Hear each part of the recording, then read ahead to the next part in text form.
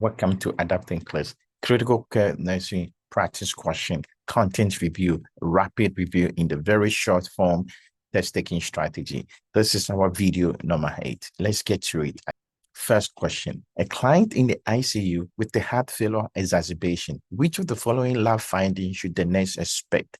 Don't worry, don't answer the question. Go to the buzzword, analyze the question. This is a rapid review on critical care nursing. I have a patient in the ICU with the heart failure exacerbation. Which of these lab values should I expect? You know, heart failure, you can have left or right heart failure. Since they did not say anything about left or right, they're talking about chronic heart failure. Therefore, go with your content. The definition of a heart failure is what? Is it due to decrease BUN, due to decrease what? Creatinine, due to what? Platelet of 150 and BNP of 140 or elevated troponin. Think about it. When you have a heart failure, if you have a left-sided heart failure, there is a forward flow problem. If there's a forward flow, your urine output is going to decrease. If urine output decrease, you're going to have what? Elevated BUN and elevated creatinine. Therefore, this and that is gone. Platelet is normal. BNP is a hormone that is released in the atrial wall as the atrial stretches due to fluid overloaded. You expect BNP to go up. A BNP greater than 100 is the definition of heart failure. In a patient in heart failure exacerbation, this is going to get elevated. As the heart work overload and is trying to overwork itself, there is going to be myocardial injury. In the process, you're going to have troponin. It can lead to ischemia. That's why elevated troponin. Therefore, what should the nurse expect? Number 4 and number 5.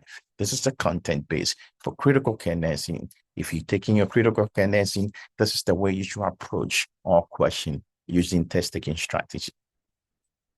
And so BNP is associated with what? Cardiac stretch. Troponin is associated with the cardiac injury from work overload. And that is the concept for this question. This is also a concept. And I want you to take a pen and paper and don't forget this. Which of the following findings indicates severe aortic stenosis as the cause of what? Syncope. A client in the ICU with the syncope is now post-cardiac catheterization. Once again, analyze the question before you look at the answer choice. Patient with aortic stenosis, the aorta, the ventricle will pump through the aorta, but because of the stenosis, there's a problem. If there is less flow of blood or during exertion, they can have syncope, they can have cardiac arrest. That is their major problem. So the stenosis is based on the gradient between the left ventricle and the aorta. And the pressure will give you how bad it is. The key is if the systemic systolic pressure and the left ventricular systolic pressure, the difference between them is 40 millimeter per mercury, we have a problem. That means it's a severe stenosis. Therefore, in order to have a syncope test-taking strategy, your left ventricular pressure should be greater than what? The systemic pressure. That means no blood is coming out. That is what is going to give you the syncope. And so that is the key. And you have to make sure the gradient is pressure is greater than 40. Let's take the first one. Systolic blood pressure is 190. It's high, but left ventricular systolic pressure is higher. The difference is 10. It's not 40. Systolic blood pressure is 110, but the ventricular pressure is 160. The difference is what? 50. That's very high. That means you have pressure more in your ventricle than in your systemic. Systolic blood pressure is 160. Left ventricular systolic pressure is 20. You're going to be normal because your blood pressure outside is higher. Systolic blood pressure is 170 and pressure in the ventricle is 150. It's still the same. Right? Therefore, the right answer is number 2. And that is the concept you should know. 2 is the right answer.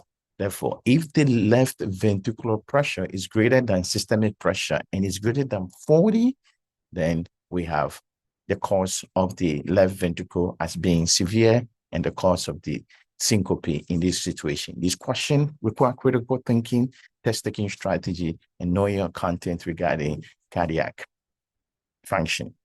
Which of the following is the most appropriate intervention? What do you want to do?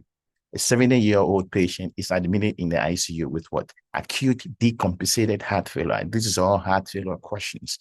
He's on a pulmonary artery catheter. Current reading shows what?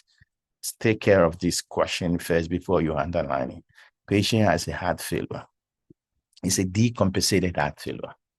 And there is a what? A pulmonary artery catheter in place.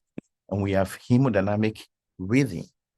What do you think is going on?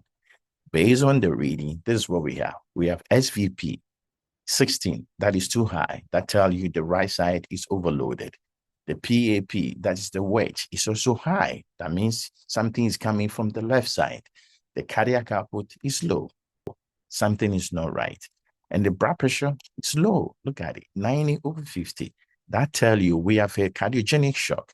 But this cardiogenic shock is associated with what? Fluid overloaded.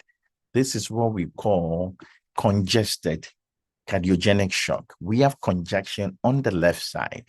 The left side is in trouble, and we have pulmonary congestion from our wedge and that. But we also have cardiogenic shock. A congested cardiogenic shock, you cannot pump it, because the more you pump it, the more it's going to worsen the pulmonary congestion. There's a difference between congested cardiogenic shock and the dry, cold cardiogenic shock. In the dry, cold cardiogenic shock, you need to pump the heart. In this congested situation, because of the wedge, we should take away the fluid first. So decrease the preload. Which of these is going to decrease the preload? Think about it. If I give you fluid, I'm wasting your congested cardiogenic shock. If I start epinephrine, yeah, it may improve your blood pressure, but that's not the first line.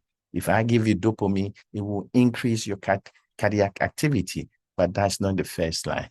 The first line is what? Let me give you furosemide to get away the fluid, which is causing the congestion cardiogenic shock.